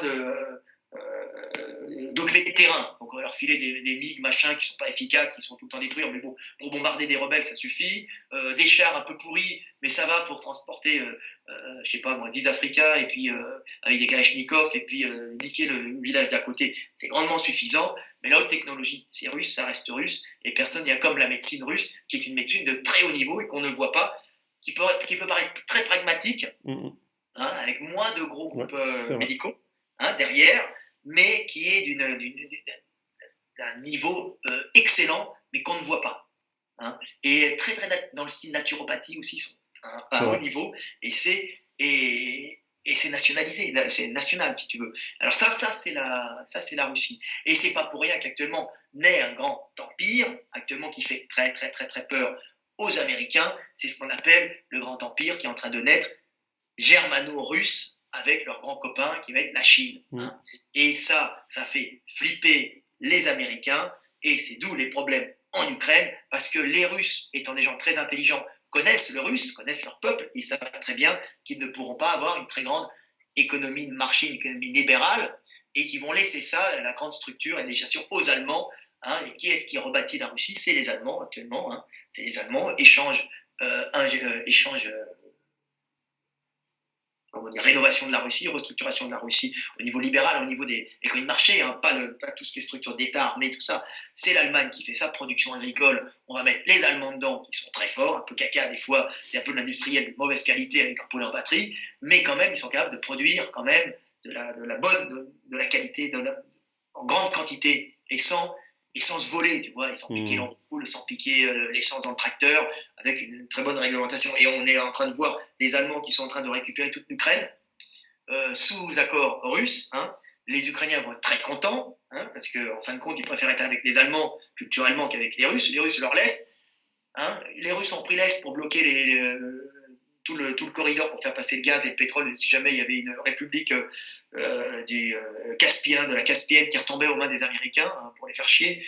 Donc ils ont bloqué, comme ça on vous emmerde, on bloque tout l'Est de l'Ukraine et tout le reste on le donne à gérer aux Allemands qui à 400 €, ils vont faire comme en Hongrie ou ailleurs, ou en Tchéquie, en Slovaquie, ils vont mettre des usines Mercedes, ou plutôt des usines Volkswagen, des usines Audi, qui vont faire de la moyenne cylindrée pour la classe moyenne russe, et ils vont moderniser entièrement l'agriculture ukrainienne. Quand on regarde l'Ukraine, c'est un paradis agricole. Hein. Simplement, c'est mal administré parce qu'il n'y a aucune centralisation comme en Russie. En Russie, il y a une centralisation à Moscou. En Ukraine, ce sont des petits barons de villes, ce sont des Russes, qui tiennent des villes et qui tiennent ça par la cruauté et la violence, mais qui sont patriotes, hein, avec des mafias, des milices, tout ça. Et maintenant, l'Allemagne va arriver, comme ils sont en admiration devant les Allemands, quand même, les Allemands, bah, ils vont laisser faire les Allemands pour l'administration générale, hein, et puis on va avoir l'Ukraine qui va devenir un lieu de production pour la Russie, où les Russes ou les Allemands vont s'en mettre plein les poches. Voilà. Plus ça change, plus c'est la même chose, hein. On revient il y a exactement un siècle lorsque l'Allemagne utilisait l'Ukraine pour la production agricole en 1917-1918. C'est ce que j'ai tout le temps. Moi, je dis, ce qu'Hitler a raté dans le sang et la guerre, Merkel l'a fait en finesse. Alors, est-ce que c'est parce que c'est une femme? Elle a réussi quand même l'extension à l'Est d'une façon fabuleuse. Et il faut dire quand même que c'est l'Allemagne qui règne sur l'Europe. Alors, je ne suis pas plus allemagnophile ou autre chose. Il se trouve que j'ai mis mes gènes en Allemagne. Donc, j'ai gagné la guerre par rapport à l'Allemagne. C'est vrai. Je vous envahis, les gars. Mais c'est vrai. C'est comme ça que ça fonctionne. C'est comme ça qu'on fonctionne. Mais c'est vrai que l'Allemagne a réussi son pari. C'est la plus grande économie européenne. Non, mais il faut apprendre l'allemand, c'est sûr. Physique, hein, un culte de l'homme fort aussi. Hein. Ils n'ont pas perdu leurs couilles. Hein. J'ai cru très longtemps qu'ils avaient perdu leurs couilles, mais j'ai vu que leurs couilles, ils les enlevaient devant leurs femmes, mais ils les remettaient au bordel. Ils avaient toute une zone où ils gardaient leurs couilles et ils les enlevaient à la maison, c'est tout. C'est assez étonnant, ouais. C'est des menteurs, les Allemands. Devant toi, ils sont très. C'est des traîtres en plus. L'Allemand est un traître, c'est un guerrier traître. Il a trahi les Romains. Hein, en les massacrant, c'est des. Teutoburgenwald, oui, c'est clair. Ce sont des Allemands qui étaient aux ordres des Romains qui ont tué les Romains. Hein. Faut attention à la traîtrise allemande.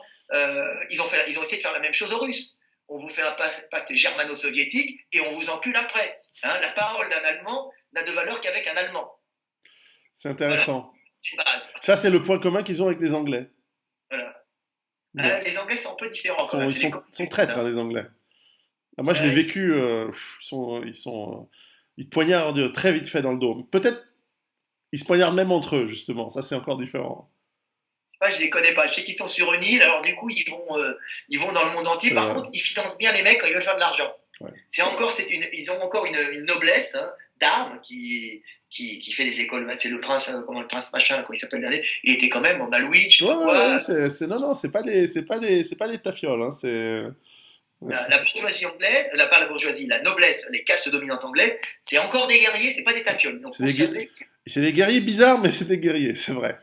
C'est pas notre, en France, c'est pas nos castes dirigeantes qui sont de vraies tafioles qui vendent leur cul aux Qataris, aux Américains, aux Anglais, aux Indiens, aux Chinois, à tout le monde. Hein. Ah oui, c'est un bordel, la France, dans tous les sens du terme. C'est le bordel. Et pourtant, je suis profondément patriote. Mais oui, je sais que les couilles, on en a encore dans les quartiers. Donc, il suffit de prendre les couilles des quartiers, de leur enlever leur casquette de rap, de leur mettre un peu d'ordre et un peu d'espoir dans la vie par une méritocratie réelle. Il faut faire venir les Allemands, quoi. Les Allemands sont très bien chez eux. Hein. Oui, mais il faut qu'ils reviennent en France pour mettre un peu d'ordre et qu'ils fassent quelque chose du pays. Ce qui se passe actuellement, c'est que la France est en train de s'effondrer. Qu'on voit très bien que nos politiques qui se rebalancent la patate chaude, hein, c'est les jeux, et puis en attendant, nos politiques, ils attendent le pouvoir, ils vont au pouvoir uniquement pour se gaver avant l'effondrement final. Tu sais, c'est le film La Crise, c'est pour le moment tout va bien, tu sais, je suis au 10e étage, et c'est pour le moment tout va bien. La France, c'est le film de Kassovitch, La Crise, c'est pour le moment tout va bien. On attend de s'éclater au sol, mais quand on va s'éclater au sol, le seul truc qu'il va y avoir, c'est qu'on va être repris par des grosses multinationales étrangères qui feront marcher une méritocratie interne. Et on aura perdu tout l'esprit français. C'est ça qui est malheureux. Alors, j'espère qu'on va quand même le regagner, tu vois. Et il faut espérer que dans le processus, ça ne dégénère pas, ce qui est malheureusement, à mon avis, une grande possibilité. Bon, là, on est hors sujet par rapport à ce que je voulais te parler, mais on espère que ça ne va pas dégénérer dans une guerre civile, voire une guerre ethnique, parce que ce serait vraiment dommage. Ils sont en train un peu de vouloir faire ça, d'essayer de stigmatiser les musulmans, mais ça ne marche pas. Ça marche pas parce que les musulmans, ils rêvent, la plupart, ou ils rêvent d'être fonctionnaires, ou ils rêvent de monter leur propre boîte, tu vois. Et c'est une minorité qui sombre dans l'intégrisme quand ils voient qu'ils n'ont pas d'avenir, tu vois. Alors, où ils ont l'intégrisme, où ils ont le hashish, où ils ont le kebab. Alors le kebab, c'est saturé, où ils ont les trucs de chicha. Et puis même les épiciers qu'ils avaient à peu près, ils avaient réussi à faire la nuit ou vers 24h/24 ou jusqu'à 2h du matin, c'est repris par les monopes. Monopes, c'est des franchises françaises où les mecs sont en train de perdre ça. Tu vois, donc on leur laisse plus de place, mais ils sont moi, je pense pas qu'on va sombrer dans un problème de guerre ethnique. Ils voudraient ça, de guerre religieuse surtout. Mais ils voudraient ça, mais on ne l'aura pas. On va surtout avoir un effondrement et progressivement une prise de conscience du peuple français qu'il est en train de se faire ramener le fion. Ça, Et ce qu'il faut faire, ce qu'il faut surtout faire, c'est faire une véritable méritocratie et briser ce système de caste. Système de caste qui a été la grande force de la France à un certain moment, parce que on me dit ah, t'es un révolutionnaire. Je dis mais non, c'est des cycles. Les castes ont permis à la France d'être un des plus grands États centralisés d'Europe et d'une grande puissance grâce à la stabilité apportée par ces castes, un peu comme en Inde, mais branchée aussi sur un peu sur l'extérieur, mais surtout commerce France, Est, Ouest, Nord, Sud. On était énorme avec ce système de castes. C'était pas des guerres permanentes comme l'Allemagne, mais il n'y a pas de sentiment. Mais c'était un pays avec une frontière à la France, avec ses castes. Maintenant qu'il n'y a plus de frontières, la France est morte. Elle ne tient plus, puisque on a laissé entrer les renards dans le poulailler, là, c'est sûr. alors, les Allemands, ils n'ont jamais été avec des frontières, puisqu'ils sont unis par la germanitude. Donc eux, avec ou sans frontières, ça ne les gêne pas, Non. tu vois. Ils sont habitués au terrain, alors que la France est en train de s'effondrer totalement, et surtout qu'on a un peuple d'abrutis. Je veux dire, quand ils sont pauvres, ils sont cons et soumis, et ils ne font leur révolution que dans les bistrots ou sur Internet. Hein, j'espère que ça va aller quand même loin.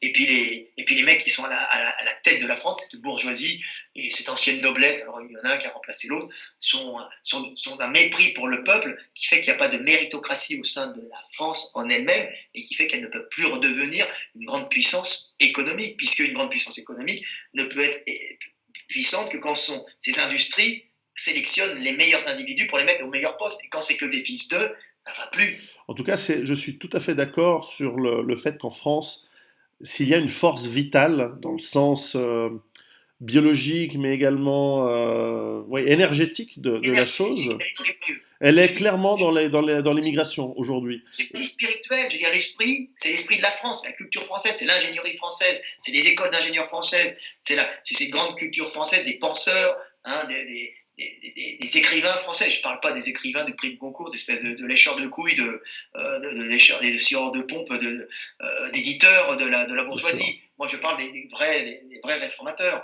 Mais il y a un esprit français, il y a une grande culture française. Et si on met les couilles des quartiers, entre guillemets, ça veut dire la couille d'Afrique, le gène qui n'a pas encore été, ceux qui n'ont pas perdu leur énergie vitale, hein, plus l'esprit français, ben on peut arriver à avoir un renouveau dans notre pays. Tu vois, ça veut dire que je fais plaisir aux petits nations, mais je vais faire plaisir aussi aux mecs des banlieues. Je veux dire, vous pouvez faire un mélange fabuleux et détonnant qui pourra relever votre pays.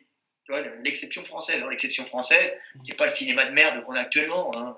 Et de la même manière, je pense que ce raisonnement que tu viens d'avoir, c'est exactement, et je pense que ça plaira à Kémy Seba d'entendre ça, mais je le crois sincèrement, je pense que c'est exactement ce qui peut arriver en Afrique. C'est-à-dire que les Africains qui ont cette énergie et qui ont une mauvaise gestion, pour plein de raisons, hein, on va pas aller là-dedans, mais qui ont une mauvaise gestion dans le continent, C'est mal là-bas. peuvent acquérir cet esprit allemand, français, anglais, et en prendre le meilleur, l'appliquer chez eux, et utiliser cette force vitale pour changer radicalement une certaine mauvaise tendance, ou certainement un enrichissement qui va seulement sur certaines castes. Et je pense que l'Afrique a un immense potentiel s'ils font ce changement aussi. Certains, parce qu'il y a un truc qui est remarqué en Afrique, c'est que les pays qui s'en sortent le mieux, c'est les pays qui ont une homogénéité tribale. C'est-à-dire que, tu regardes le Sénégal. Le Sénégal, un grand pays, où il y a quand même une joie de vivre, où il n'y a pas il y a une pauvreté, mais il n'y a pas une pauvreté de vivre, on n'est pas malheureux. Il n'y a pas la misère. Parce qu'il y a une seule principale ethnie, on va dire. Je pense qu'il y a peut-être plusieurs religions, mais il y a une seule principale. Je crois qu'on m'avait dit aussi le Gabon. Je crois que c'est le Gabon, c'est ça. Oui, le Ghana aussi. Seule ethnie quasiment, donc les Européens ont du mal à mettre à l'amende le Gabon, puisque c'est une seule ethnie, tu ne peux pas en soudoyer un. Donc tu es obligé avec eux de leur dire écoutez, bon bah on va vous donner tant de pourcentage et ça. Donc où il y a un problème, c'est par exemple Côte d'Ivoire, où tu as Nord-Sud. 100 tribus, je ne sais pas même plus. Oui, du Nord-Sud, Nigeria c'est pareil. Alors les Français payaient tous les mecs, et puis qu'il y a des luttes entre ces tribus. Donc les Français à l'époque payaient la rébellion machin du Sud, plus le mec au pouvoir. Comme ça, ils étaient sûrs quand il y en avait un qui prenait pour des raisons tribales le pouvoir. ils étaient tout le temps avec le mec qui allait leur laisser le maximum de bénéfices sur les exploitations de bananes, je Ouais. sais pas. Le Tchad, c'est comme ça aussi. Voilà, voilà. C'est toujours comme ça, tu vois. Alors maintenant, il y a un problème supplémentaire en Côte d'Ivoire, c'est que les Américains sont venus mettre à l'avant des Français. Donc les Français, ils gardent les Français parce qu'il y a la francophonie qui permet de gérer ces tribus. Hein, mais les Américains ont dit maintenant, on va prendre notre part. Et puis il doit y avoir du pétrole à côté de ça. Ils gèrent la région peut-être à côté. Les Américains sont des grands calculateurs. Et c'est toujours comme ça. Et les Africains, s'ils commencent à comprendre ça, s'ils commencent à comprendre qu'il faut négocier avec les Européens, ils disent non, tu n'auras pas autant. Et ne pas avoir trop de dissension entre les tribus, c'est-à-dire penser d'abord qu'on est africain, hein, régler leur compte entre eux, et par Internet, au lieu d'aller sur les sites de SAP ou les sites de musique débile, commencer à aller sur les sites de dissidence en tamisant un peu pour édulcorer, pour virer un peu ces théories de complot qui sont à la mort moelleux à 80%, on va dire, il y a 20% de réalité, tu vois, ils risquent d'aller loin. Et puis surtout, en prenant du recul sur eux-mêmes, l'Africain, en disant, nous ne sommes pas forcément de grands ingénieurs, mais nous allons nous-mêmes payer de grands ingénieurs européens pour qu'ils développent notre pays. Mais c'est nous qui gérons derrière. Tu vois. Ouais, c'est important. Où nous payerons des gérants, nous allons soudoyer des Américains, nous allons payer des Américains en gestion, tu vois, ou des anglophones en gestion, et puis des Allemands, je ne sais pas, qui viendront faire l'ingénieur, et des Russes qui viendront faire les pilotes, hein, mais nous allons le faire nous-mêmes, et à partir de ce moment-là, ça peut aller mieux. Et grâce à Internet, aussi le savoir se répand en Afrique. Maintenant, les Africains commencent à savoir qu'on est en train qu'on les a baisés, quoi, tu vois. Alors, on n'a pas baisé les Africains parce qu'on est méchants, on a baisé les Africains parce qu'on pouvait les baiser. C'est oui, comme puis ça. Quand tu dis on, c'est pas toi et moi, c'est Voilà. les multinationales et les personnes au pouvoir, et les banques. Et c'est normal que des mecs disent bon, ben, on va jouer de leur côté tribaux, de leur lutte tribale. Puis en plus, avant, il y avait moins parce qu'ils étaient moins nombreux. Grâce à la prophylaxie européenne, ils se sont mis à se reproduire d'une façon. C'est-à-dire qu'ils se reproduisaient tout le temps de façon intense, mais tu avais les maladies qui régulaient tout, ce qui fait qu'on vivait dans une certaine harmonie qui était régulée par la maladie et la mort. La mort, bien sûr, c'est bien, les bactéries, tout ça. Donc avec la surpopulation, on rentre dans il y avait une régulation par la guerre, quoi.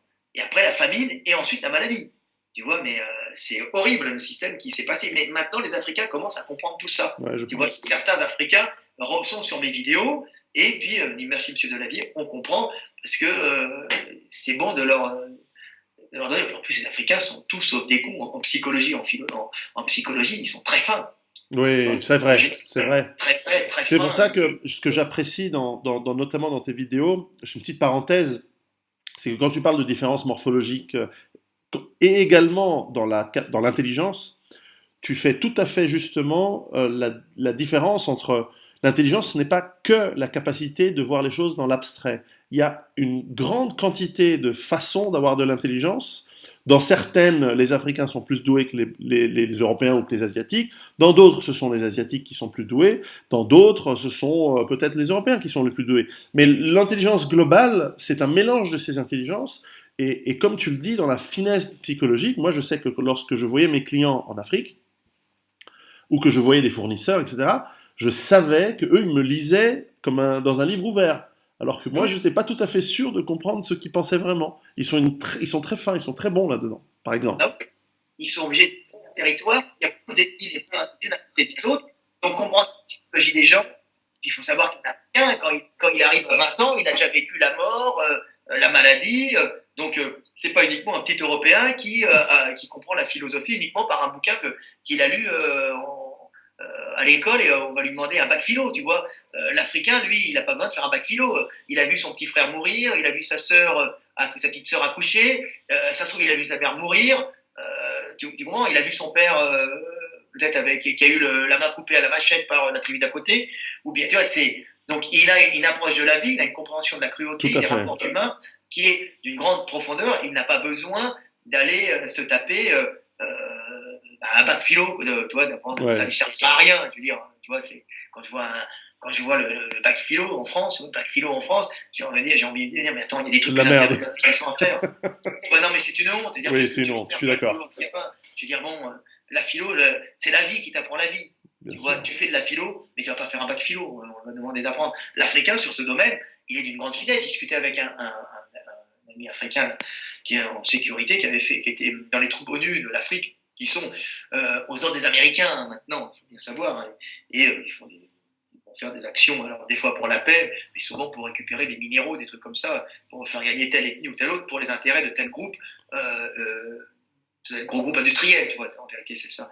Puis il me racontait toute l'Afrique, il me racontait avec une intelligence, une clairvoyance, une grande profondeur. Le mec, il me racontait, c'est lui qui me racontait, le Gabon est unique, hein, il n'y a qu'une seule ethnie. Au Sénégal, la même chose. En Côte d'Ivoire, d'où je viens, nous avons tant d'ethnies. Donc il m'expliquait tout le fonctionnement. Le mec, c'est un militaire de base. Alors, bon, je crois qu'il était peut-être colonel, un truc comme ça quand même. Mais bon, il m'expliquait tout avec une froid, tu vois, sans monter, et une grande compréhension. C'est pas pour ça que ça va en faire un ingénieur, mais ça va en faire un mec qui comprend les choses et un diplomate. D'ailleurs, c'est pas pour rien on avait un diplomate américain, comment il s'appelait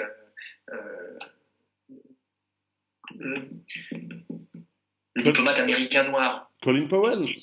Voilà, et on prend des Ou noirs. Condoleezza Rice. Voilà, Mais c'est vrai, je suis d'accord, ils sont fins, ils sont assez fins hein, de ce côté-là.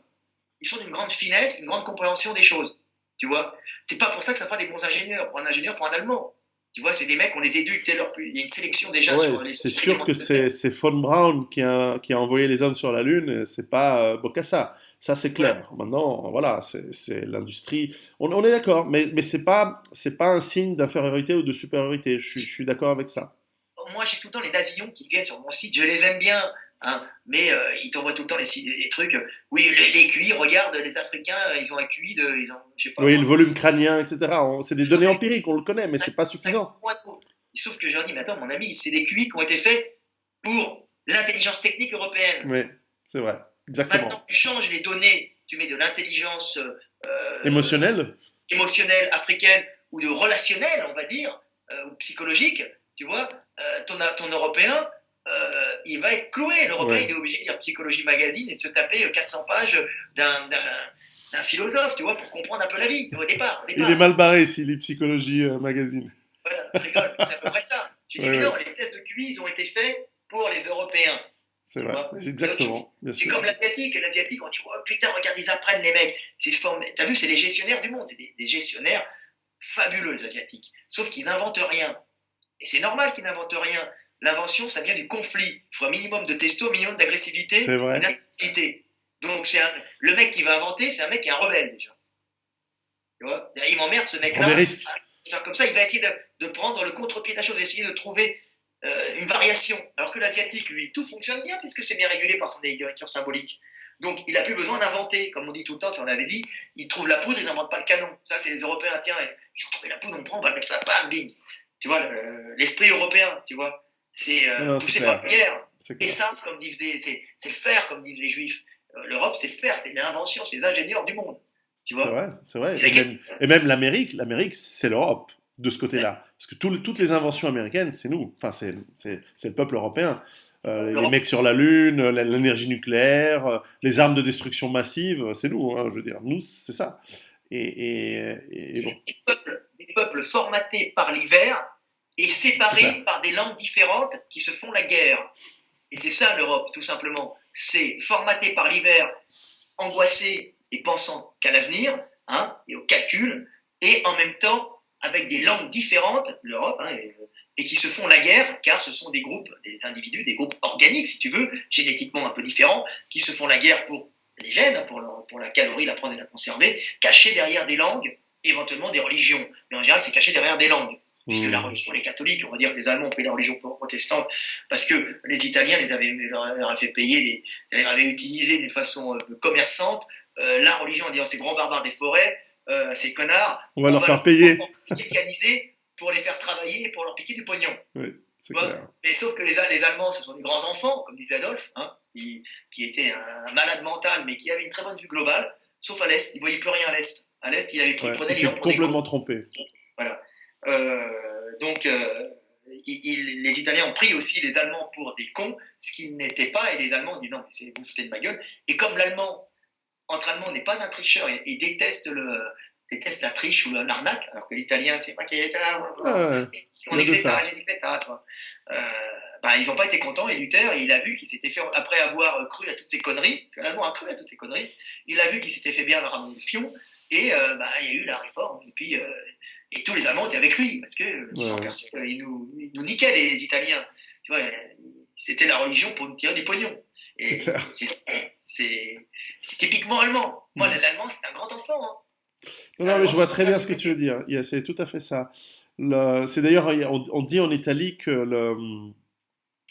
l'Allemand aime les Italiens mais ne les respecte pas, alors que l'Italien respecte les Allemands mais ne les aime pas.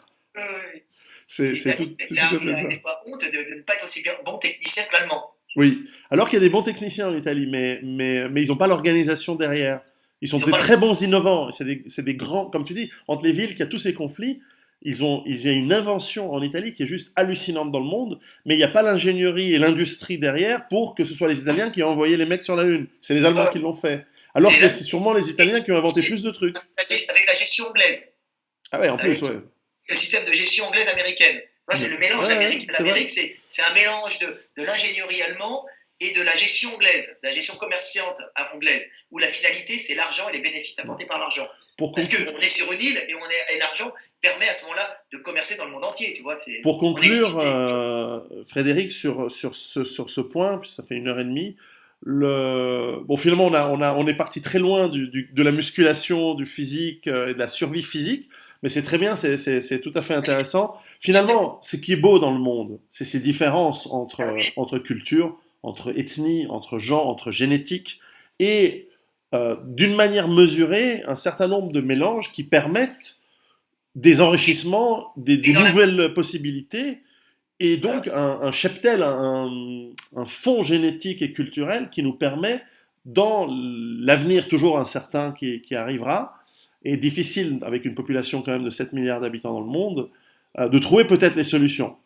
Ben, on les trouvera. De toute façon, moi, je suis profondément positif pour l'humanité. De toute façon, tout se régule Ah, pour automatiquement, l'humanité, c'est que ça clair. soit par l'intelligence, et la gestion à la chinoise, ou je sais pas, hein, qui sont des fois un peu cons parce qu'ils polluent tout autour d'eux aussi. Hein. Ils changent Euh, maintenant, ils ont compris, ils ont compris. Ils ont compris. Hein, mais une gestion à la chinoise, hein, alors tout se régulera automatiquement, même l'humanité, ou ça se régulera par la guerre, la famine et la maladie. C'est ça, je suis d'accord.